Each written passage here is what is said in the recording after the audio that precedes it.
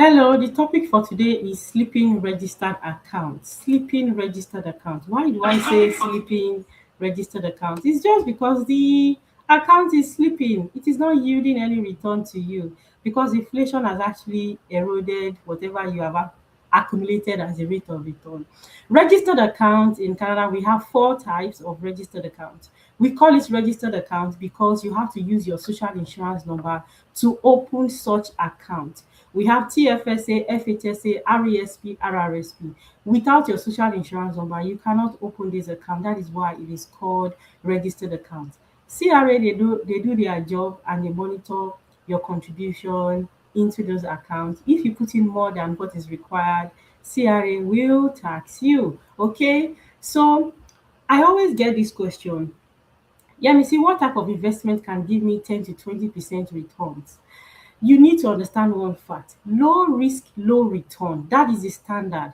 High risk, high return. If you are looking for low risk, high return, it does not exist. You need to understand this. Low risk, low return. High risk, high return. If you're ready to actually invest with portfolios with investment options that are high risk, you might actually get 10 to 20% return. You may get it, especially if you are working with somebody that is experienced that can actually help you to monitor such investment passively, actually. So if you are investing at high risk, high return, it will fluctuate. It could be 45 goes back to 20, 20 goes back to -5, -5 jumps back to 35. It will fluctuate. That is the way the market works. Now it's also good to diversify. You can have low risk investment, high risk investment, diversify. That is one very important thing that you should put into consideration.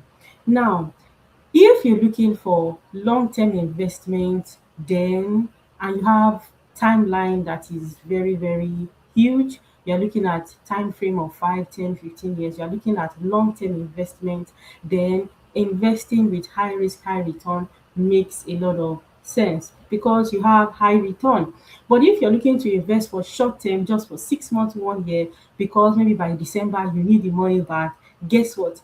If you're looking for short-term investment, GIC might actually be a fantastic idea for you. Now, one thing I also want to mention is if you have your TFSA, you can decide that your TFSA be invested in GIC, high interest savings account, stocks, invest in segregated funds or mutual funds. Because when you now invest your TFSA, that will determine the rate of return that you are able to get. Guess what? If you have your TFSA and you invest it in high interest savings account, that way it is not taxable. I have heard some situations where people actually transfer or pull out money from their checking account and put it directly into a high interest savings account. We call that stand-alone high interest savings account, and that account, the interest that you earn there is taxable. Guess what? But if you have your FHSA, your RRSP, your RESP, and you decide to set it up in high interest savings account, yes, the rate of return offered is a little bit lower, but it is tax free, especially if you have it in your tax free savings account. And for the other registered account, the high interest savings account under that gives you like a moderate rate of return. But if you are looking for high risk, high return, then you want to consider options like segregated funds. You want to consider options like investing in stocks or shares, right? So your investor questionnaire has to be filled out. So do not be offended when you have to answer questions. Your response to those questions is going to determine if you're a low risk investor, moderate risk investor, or if you're a high risk investor. Okay. Now, I also want you to take note that there is something called rule of 72. In the real world, market fluctuates. Rather, rule of 72 gives you an idea of how investment works. It's a mental math that tells you the number of years it will take for your money to double. And the formula is very simple. It is 72 divided by interest rate. That will tell you the number of years it will take for your money to double. So to my right hand side, if the rate of return is 4%, guess what? 72 divided by 4. That is the formula. It means you invested 10,000. 10,000 can only double to 20,000 in 18 years. You have to celebrate 18 birthdays before that money can double. If you are someone that invested $1,000, right, and the rate of return is 4%, it will take 18 years for that 1,000 to double. So imagine the rate of return offered to you by your financial institution is 1%. The money will forever be sleeping, right? If the rate of return offered by the investment that we use to set up your policy gives 12%, 72 divided by 12, it means your 20,000 that you invested at 12% average rate of return can multiply or double within 6 years. That is what it means. And you invest passively. You don't need to be checking your phone or getting so worked up, right? And another thing you also need to consider is you can invest lump sum. You have a huge amount of money, 20K, 100,000, you want to do lump sum. Your start point is, if you have space, you have contribution room in your TFSA, start from there because it is tax free to you. If you do not overfund your TFSA, your money and your interest is tax free. Guess what? So you can do lump sum. You have 20K, you can actually do lump sum investment, or you can do monthly dollar cost average investment. But according to statistics, if you are able to do lump sum investment, the returns on your investment is actually higher. So imagine you invested 20,000 one time, that's it, and you invested at an average interest rate of 10%. Over the next 5 years, assuming the inflation is 3%, look at it, after those 5 years, you have accumulated a total interest of $12,210. You can see that on the right hand side. But the total amount of money that you put there was just one time $20,000, and the money was working. You are doing 8 hours, 10 hours job, two jobs, your money is actually working for you, and your money is not sleeping at 1%, because inflation is around 2.8 to 3%. So if your investment is not giving you three times whatever the inflation is right now, your money is still sleeping.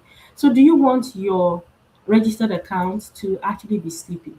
So for example, if you decide to do dollar cost average, that is, you invest consistently every single month, you don't monitor the market, you're not interested in that, because when the market is down, you are buying more units, right? So imagine you invested 334 monthly, and in 5 years you would have accumulated roughly like $20,040, right? If you were to do that, and the interest rate on average gives you or yield 10%, and you invest for 5 years, guess what? Inflation is around 3%. After 5 years, the total interest that you have accumulated is 5,735. Compare it to someone that did lump sum investment. Yes, you have been able to achieve something, but if you have lump sum, it is good to actually invest and let that money work for you.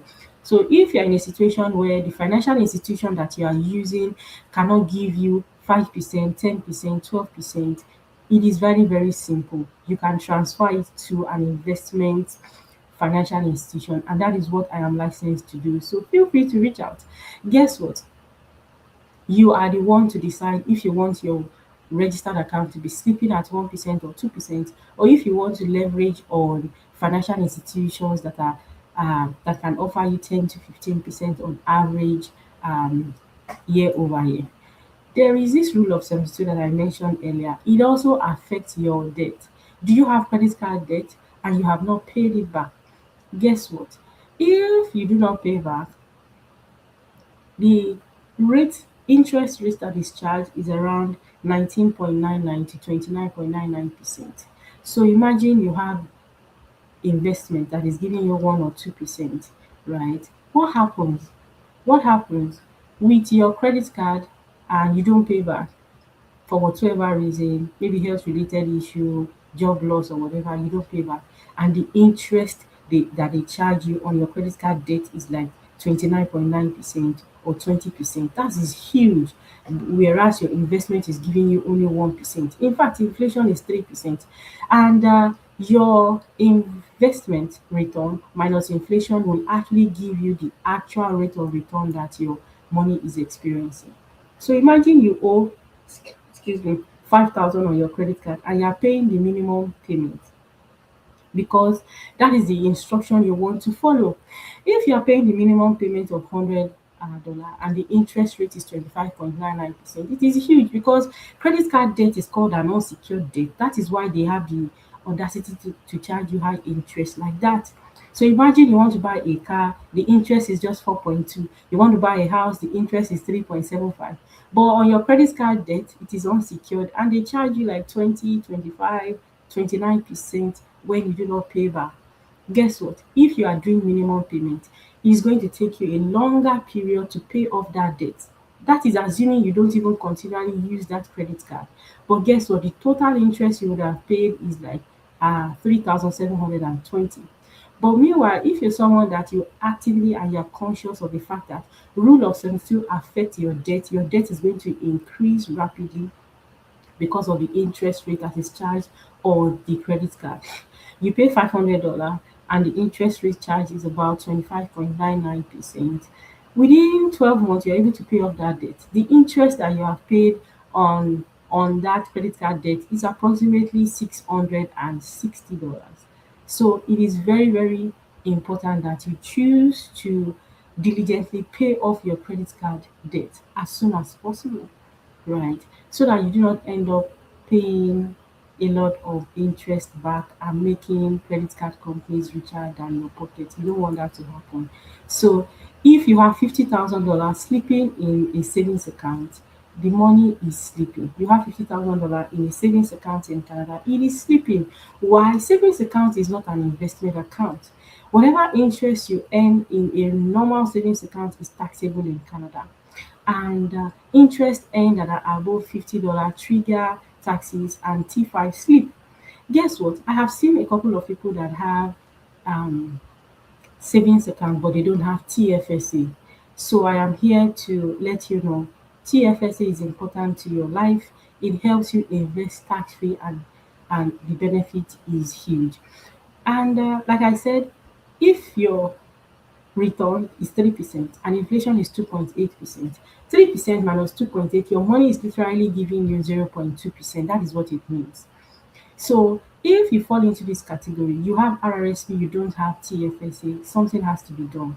You have non-registered accounts, you don't have TFSA, something has to be done. You opened RRSP, you are investing because you enjoy the tax refund, and your TFSA is not invested, then something has to be done. If you want to buy a property in 1 to 5 years, you need to set up FHSA because of the tax deductible benefit. It might also help you to get tax refund based on your income in the year that you want to use it as a tax deductible option. So, do you have RRSP and you don't have TFSA? Something is wrong somewhere. Or if you have your RRSP, your TFSA, you notice that there is no much return, then reach out to me and we can talk about it. So, I hope you learned something today. Do not allow your registered account to sleep. You are working hard for that money. Your money should be invested, and you need someone that is able to explain all the different options to you in terms of investing, in terms of the rate of return. So I hope you learned something today. Thank you for having me, and reach out if you have questions. Have a wonderful evening. Happy, happy, happy